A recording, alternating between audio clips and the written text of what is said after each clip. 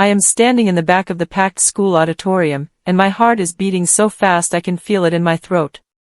The lights are bright, and the air feels heavy with the smell of floor wax and expensive perfume. Up on the stage, my stepbrother, Blake Harlow, is standing behind the podium. He looks perfect in his pressed blue suit, grinning like he owns the entire world. He grabs the microphone with a confidence that makes my stomach turn. "I earned this," he says loudly, his voice echoing through the speakers. He holds up the heavy gold scholarship trophy, letting the light glint off its polished surface. Hard work really does pay off in the end. I spent months on this project, and seeing it recognized like this is the greatest honor of my life. Everyone in the room starts to clap and cheer. The sound is deafening, like a physical weight pressing against my chest. My lungs feel tight, and it is getting harder to breathe. I am the only one not moving. I wrote every single word of that application. I spent hundreds of hours building that science project in the garage while he was out partying. My name should be up there. Then the dean steps forward and says, "Let us take a closer look at the inscription on this historic award." I sit frozen in my plastic chair as Blake soaks in the waves of applause. He is nodding to the crowd, pretending to be humble, but I can see the smug look in his eyes from all the way back here. That scholarship was not just a piece of metal or a line on a resume to me. It was my only way out. It was my tuition, my ticket to a better university, and my entire future wrapped into one single opportunity. We are not a rich family, and without that money, I do not know how I will ever afford the degree I have worked so hard for. Blake did not just take the credit for my long nights and my bleeding fingers. He took everything I had planned for my life. He stole my path and traded it for a moment of fame he did not earn.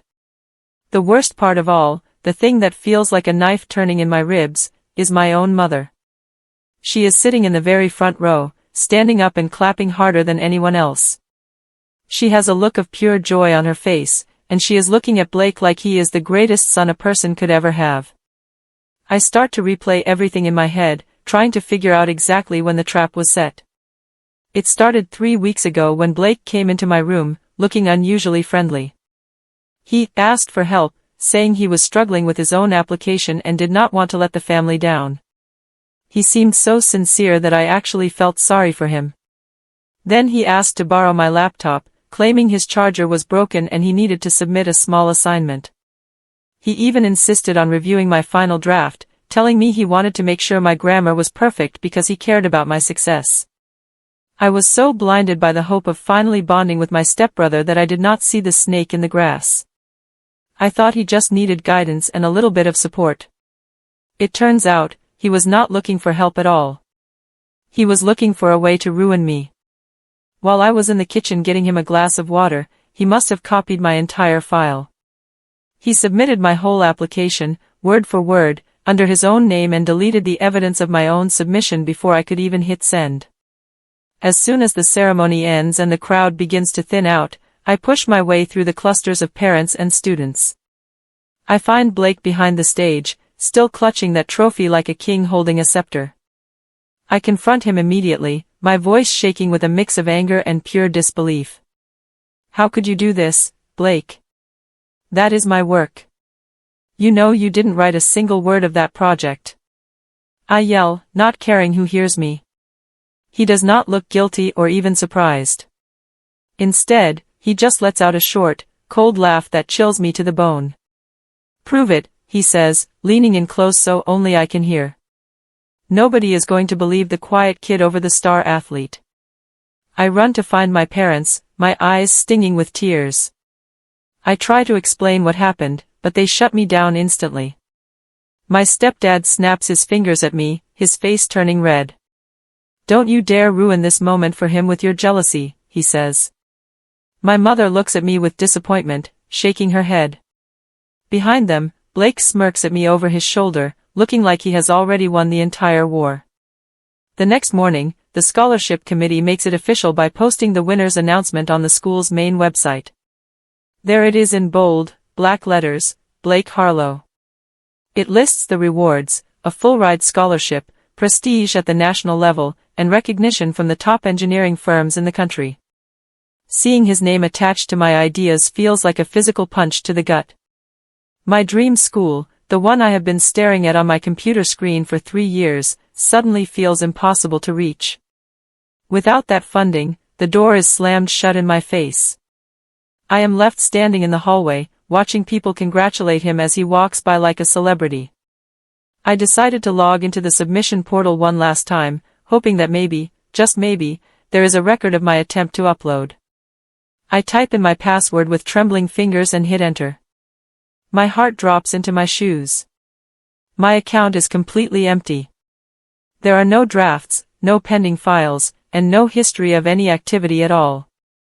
It is as if I never even existed in the system. Blake's plan was much more thorough than I ever imagined. I spend the next few hours frantically searching through my computer, but the news only gets worse. Every single file I worked on for the last 6 months is gone. My early drafts, my raw research data, and even the complicated diagrams I spent weeks drawing have been wiped clean.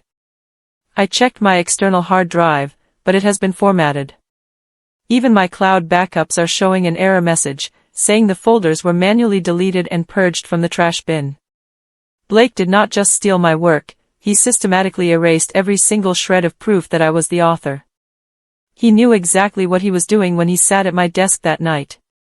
He wanted to make sure that if I ever tried to fight back, would have nothing to show the world. It is a perfect crime, and I feel like I am disappearing along with my files. I sit in the dark of my room, feeling defeated and small. I am about to give up when I remember one tiny detail. There is one thing I forgot about, a secondary, old tablet I used to take notes during my bus rides home from the library. I dig through my closet, throwing aside old shoes and boxes until I find the dusty, cracked tablet. I plug it in, praying that the battery still holds a charge. When the screen finally flickers to life, I hold my breath. I navigate to a cloud account I barely ever use, an old one from middle school that I never bothered to sync with my main laptop. There it is. A version of my project was autosaved to this account because I had once logged in to check a formatting tool. It is not the final polished version, but it is close enough. More importantly, it is timestamped from weeks before Blake ever touched my laptop. It contains all my original typos, my early thoughts, and the detailed data points that only the creator would know. It is undeniably mine, and the dates do not lie. I feel a tiny spark of hope ignite in my chest for the first time since the ceremony. However, as I look at the screen, I realize that a simple timestamp might not be enough on its own to prove a theft of this magnitude to a board that already loves him. When I go downstairs, the atmosphere in the house is unbearable. Blake is being treated like a conquering hero. The phone has not stopped ringing all day with family friends calling to congratulate him on his genius. My stepdad is opening a bottle of expensive sparkling cider, and my mom is beaming with a pride I have never seen her give to me. She is hovering over Blake, fixing his hair and telling him how much he deserves this success. I try to sit at the table, but I feel like a ghost in my own home. Every time I try to speak, I am interrupted by someone talking about Blake's bright future. Then, my mom turns to me and sighs. She reaches out and pats my hand, but her eyes are cold. You know, she says, you really should try to be more like him. If you put in half the effort Blake did, maybe you wouldn't be so bitter about his win. The words sting more than the theft itself. She actually thinks I am just a lazy, jealous sibling. I realize then that I am completely on my own in this house. Monday morning at school is even harder. I have to walk past the trophy case where they have already put a temporary plaque with Blake's name on it. But as I am heading to my locker, my science teacher, Dr. Elaine Carter, pulls me aside into her empty classroom. She is a sharp woman who doesn't miss much, and she has been my mentor for 2 years. She sits me down and looks me straight in the eyes. I read the winning submission this weekend, she says quietly, her voice full of concern. She knows my work better than anyone. She has seen my handwriting on 1,000 lab reports and heard me talk about these specific theories during lunch breaks. This doesn't feel right, she continues, tapping a printout of the application on her desk. The logic, the phrasing, the specific way the data is organized, it's all you. Blake has never shown an interest in thermodynamics in his life. I feel a lump form in my throat. Finally, someone sees the truth.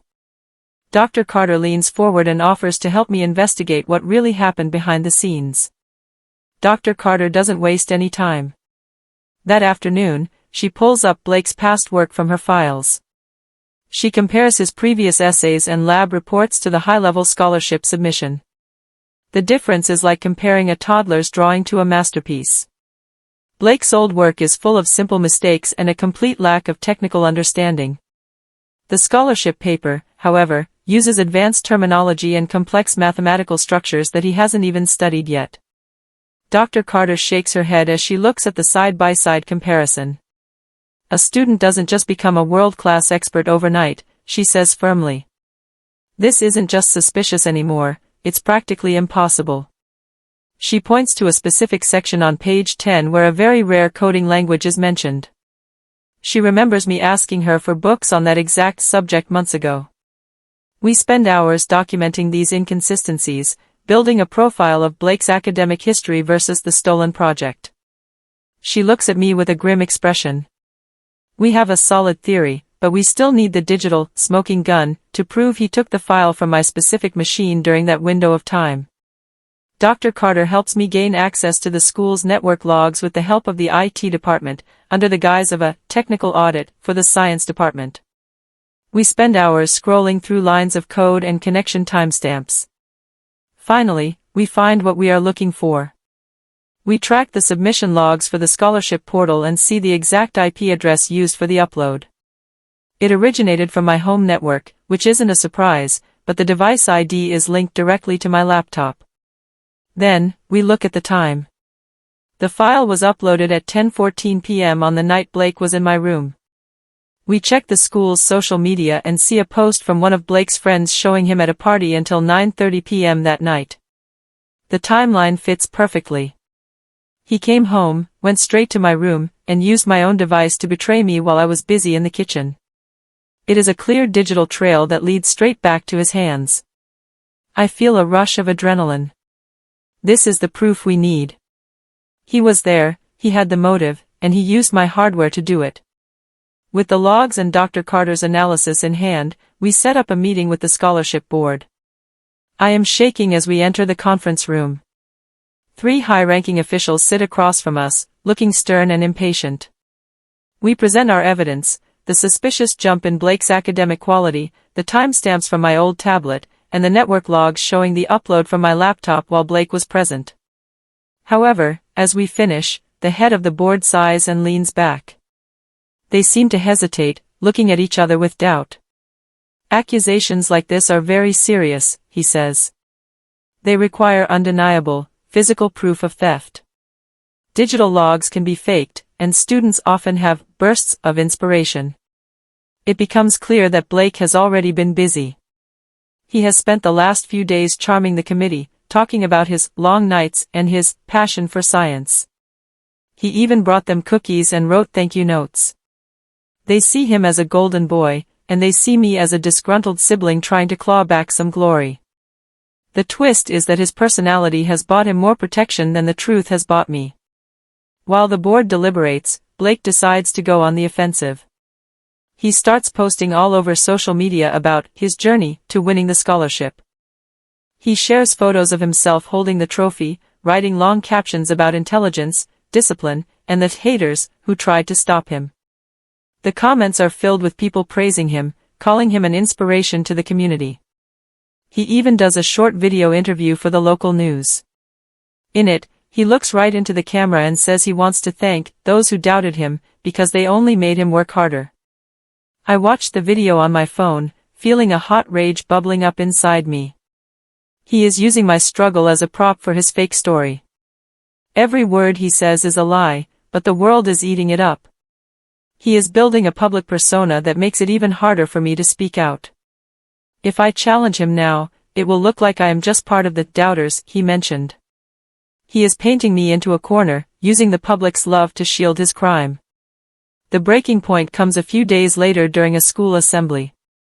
Blake is invited back on stage to give a short speech to the younger students. I sit in the audience, forced to listen as he repeats my own ideas like they are his original thoughts.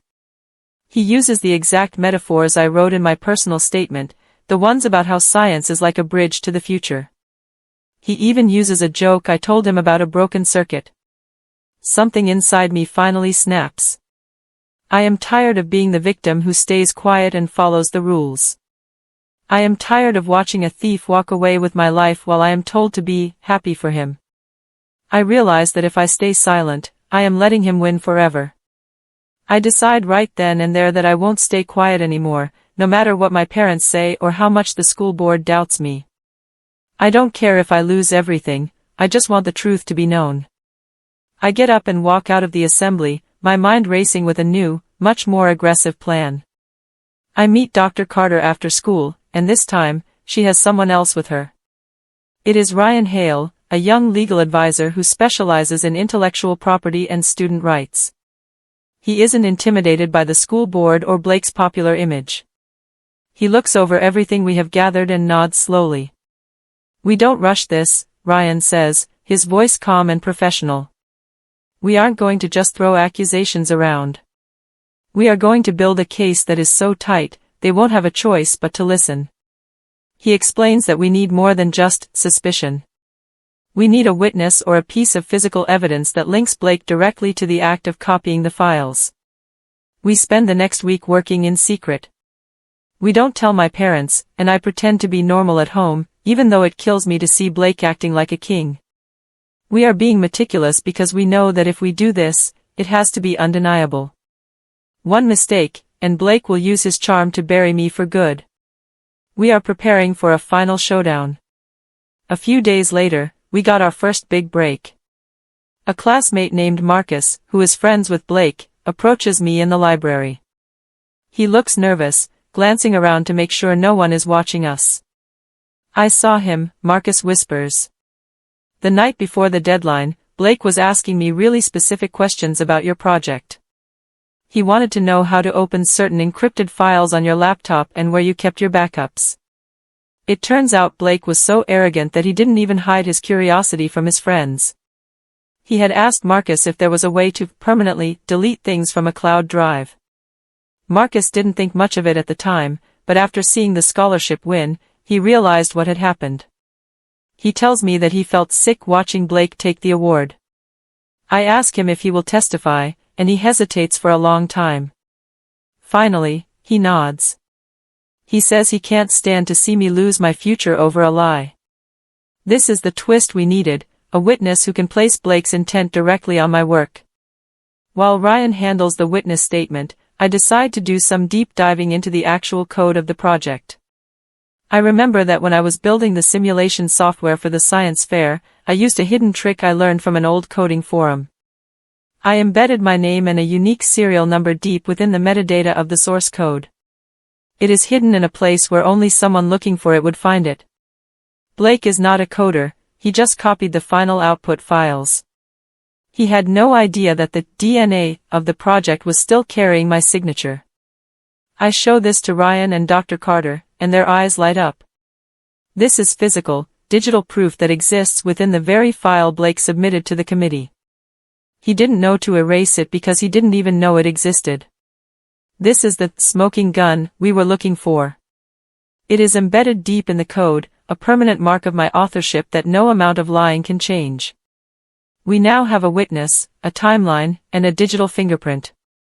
Before we go back to the board, I decide to give my mother one last chance. I wait until my stepdad is out of the house and sit her down in the kitchen. I lay out all the evidence, Marcus's statement, the metadata from the code, and the timestamps from my tablet. I show her the proof that her perfect stepson is a thief. She looks at the papers, her hands shaking slightly. For a moment, I see a flash of doubt in her eyes. She looks at the hidden name in the code and then back at me. But then, she lets out a long breath and pushes the papers away. She chooses the easy path once again. "He wouldn't do something like that," she insists, her voice tight. "You're probably just making this up to make him look bad. Blake is a good boy, and he worked hard." She refuses to even look at the digital logs. The twist is that even with the truth staring her in the face, she still chooses to defend him because admitting he is a liar would mean admitting she was wrong. I realize then that my family is officially divided. The scholarship board finally schedules a formal review after Ryan threatens them with a legal inquiry. The meeting is held in the main boardroom, and this time, Blake is there too. He walks in with his head held high, looking confident and almost arrogant. He sits at the table and winks at me, clearly thinking he has this in the bag. He hasn't seen the new evidence we've gathered, and he thinks Marcus is still on his side. My parents are also there, sitting behind Blake like a protective wall. The atmosphere is incredibly tense. The dean starts the meeting by saying they want to clear up this misunderstanding once and for all. Blake gives a little speech about how hurt he is by these false claims from his own brother. He sounds so convincing that I almost feel like I'm the crazy one. But I look at Ryan, who just gives me a small, knowing nod. Blake has no idea what we have prepared. He is walking right into the trap we spent weeks building. The confrontation begins. Ryan stands up and calmly presents everything we've found. He goes through the timestamps first, showing the board that the project existed on my tablet weeks before it was ever written by Blake. Then he brings in Marcus, whose testimony makes Blake's face go pale for the first time. Blake tries to deflect, claiming Marcus is just jealous of his success and is lying for me. He starts to get loud, accusing us of a conspiracy to ruin his life. But then, Ryan pulls out the final piece of evidence. He shows the board the metadata from the submission file, the hidden code that contains my name. The room goes dead silent as the board members lean in to look at the screen. Blake's voice falters. He starts to stammer, trying to explain how my name could possibly be inside his work. He looks at my mom, but she is staring at the floor. Then, the dean stands up and says they have one more thing to show everyone. They bring out the original trophy that was presented at the ceremony. The dean places the trophy on the center of the table. He explains that for major scholarships like this, the school uses a special multi-layered engraving process for the official records. Under the polished gold surface of the nameplate, there is a master layer that is etched the moment a submission is validated by the system. The dean uses a small tool to reveal the layer beneath the top nameplate. The room goes completely silent, and I can hear my own heart pounding. As the surface is cleared, my name appears as the original author of the work. The system had automatically assigned the authorship based on the initial file creation data, which Blake hadn't been able to change. The inscription is revealed publicly to everyone in the room. Blake's face finally cracks. All the charm, all the confidence, and all the arrogance vanish in an instant. He looks small and terrified. My name is there, etched in stone and metal, proving the truth once and for all. He can't talk his way out of this one. The fallout is immediate and devastating for Blake. The scholarship board doesn't even need to deliberate for more than 5 minutes. They announce that his scholarship is revoked immediately due to academic dishonesty and theft. All the prestige, the recognition, and the full-ride tuition are stripped away in a single moment. The dean looks at Blake with pure disgust, telling him he is lucky they aren't pursuing criminal charges for the digital theft. Blake just sits there, staring at his hands, unable to say a word. The board then turns to me. The atmosphere in the room shifts from tension to a heavy, respectful silence. They offer the scholarship to the rightful recipient, me. They apologize for doubting me and for the pain this process has caused. I feel a wave of relief so strong I almost fall over. I have my future back. The twist is that the very thing he tried to use to destroy me, the trophy and the prestige, ended up being the tool that saved me. When we get home, the house is silent. My family can't ignore the truth anymore. The evidence was so overwhelming and so public that there is no way for my stepdad or my mom to defend Blake. My stepdad goes straight to his room without saying a word to anyone. Blake slinks off to the basement, his head down, looking like a shell of the person he was this morning. He says nothing to me, not even an apology. My mom stands in the kitchen for a long time, just looking at me. For the first time in years, she finally looks at me differently. I see the guilt in her eyes, and I see the realization that she almost helped destroy her own child's future. She starts to say something, but I just hold up my hand. I don't need her apologies right now. I just needed her to see the truth. The hook is that our relationship will never be the same, but at least the lies are finally over. A few days later, I officially accept the scholarship. The school wants to hold another ceremony to correct the record, but I refuse. I don't want the speeches, the cameras, or the drama. I have had enough people watching me. I tell them I just want the funds transferred to my university account so I can start my studies in peace. I accept it on my own terms, with no fanfare. I moved my things out of the house and into a small apartment near the campus, using some of the extra grant money I received.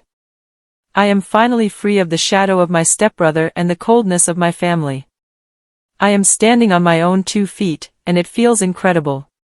The final twist is that in the end, I don't thank Blake for the motivation he claimed to give me. I don't thank my parents for their support. I thank myself for not giving up when the world told me to be quiet. The next school assembly arrives, and the principal makes a brief, professional announcement. He simply states that the scholarship records have been updated and that my name is now the official winner. There is a moment of silence in the auditorium, the same place where Blake had stood and lied just weeks ago. This time, there is no loud, fake applause. Instead, there is a deep, respectful quiet that feels much louder than any cheering could ever be. I don't look at Blake, who is sitting in the back row with his hood up, trying to disappear. I don't need to look at him to know I won. I just look at Dr. Carter, who gives me a proud smile from the faculty section. I walk out of that building for the last time, carrying my head high. I am moving toward a future that I built with my own hands. My name isn't hidden anymore, and it isn't a secret. It is undeniable.